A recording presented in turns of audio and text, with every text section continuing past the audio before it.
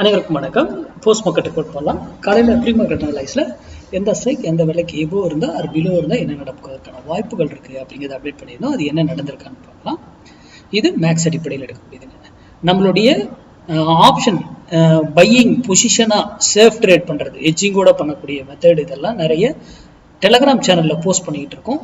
Telegram channel link description பாக்ஸில் இருக்குது, check பண்ணி பாருங்கள். போயிட்டு அதில் எட்ஜிங்கோடு எடுத்து பண்ணுங்க. ஏன்னா அது ஒரு சேஃப் ட்ரேட் மெத்தட். எந்த பக்கம் போனாலும் உங்களுக்கு ப்ராஃபிட் நமக்கு கிடைக்கிற மாதிரி அந்த இது பாசிட்டிவாக இருக்கும். நம்மளுடைய இது அந்த மெத்தடில் அதை நம்ம கொடுத்துட்ருக்கோம். விருப்பம் இருக்கிறவங்க அதை ஜாயின் பண்ணி பாருங்க.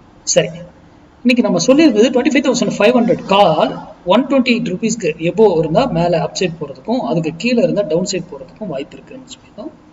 பாருங்க, 128 ருபீஸ்லேருந்து தான் அங்கேருந்து ஏறி போயிருக்காங்க. இதுக்கு மேலே அவரால் போக முடியல.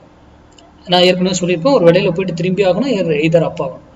இங்கே திரும்புவதற்கு காரணம் என்ன அப்படிங்கிறது உங்களுக்கு தெரியும். அடுத்தது எகைன் இங்கே எகைன் மறுபடியும் அங்கேருந்து ட்ரை பண்ணியிருக்காங்க, முடியல. சரி, அதுக்கப்புறம் இதுக்கு கீழே வந்துட்டாங்க.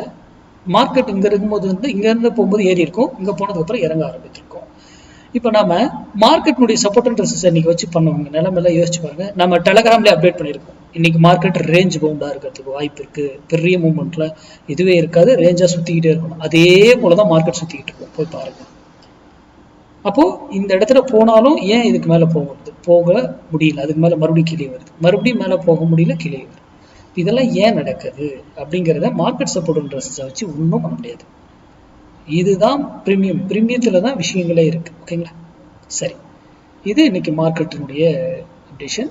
அடுத்தது ஸ்மார்ட் டிசைடர் போல பாருங்க. ஃபர்ஸ்ட் கேண்டில் பை ட்ரிகர்டு, அது கன்ஃபார்ம் பண்ணது, இந்த கேண்டில் கன்ஃபார்ம் பண்ணிடுச்சு. என்ட்ரி எடுத்து அதுக்கான டார்கெட்டும் ஃபினிஷ் பண்ணிடுச்சு. அதை ஃபினிஷ் பண்ணிடுச்சு. எகைன் அதுக்கப்புறம் அதனுடைய ஸ்டாப் லாஸை ஹிட் பண்ணிட்டாங்க. இது எல்லாமே மேக்ஸ் கூட தாங்க பண்ணணும். நம்ம ஸ்டூடெண்ட்ஸ் ஸ்மார்ட் டிசைடில் வரதை மேக்ஸ் எல்லாமே பண்ணாதீங்க. அங்க இருந்து அதே போல இவர் பாருங்க, பை எங்கேயுமே பையே கொடுக்கல கடைசி வரைக்கும். ஆனா இங்க இருந்து ஏன் திரும்பினாரு அப்படிங்கிறதுக்கான விடைகள்லாம் அங்க இருக்கு. ஓகேங்களா? மேக்ஸா இருந்து அது திரும்பும். அப்போ இங்க கொடுத்த பை, அதுக்கப்புறம் கீழே எகைன் பாருங்க, இங்க பை ட்ரிகர், இங்க கன்ஃபர்மேஷன், எகைன் பை எடுத்திருக்கு. இது வரைக்கும் ஸ்டாப் லாஸ் நம்ம விலைக்கு கீழே வரவே கிடையாது. இதுதான் ஸ்டாப் லாஸ். ஓகேங்களா? இதுக்கு கீழே எங்கேயாவது ஒரு கேண்டில் க்ளோஸ் வச்சுக்க பார்த்தீங்களா? அப் அப் அப் எடுத்தது, இங்கிருந்து எடுத்தது ப்ராஃபிட் அப்படியே போய்கிட்டு இருக்கு. அப்போ இதெல்லாம் ஏன் நடக்குது, என்ன அப்படிங்கிறது மேக்ஸ் கூட தான் நம்ம ட்ரேட் பண்ணணும். யூடியூப்ல 1000 சொல்லலாம், யாருது நம்ம இன்க்ளூடிங் மீ என்னையும் சேர்த்து தான். நீங்க முழுமையாக படித்து தெரிந்து கொண்டு ட்ரேட் பண்ணுங்க. நன்றி, வணக்கம், வாழ்க வளமுடன்.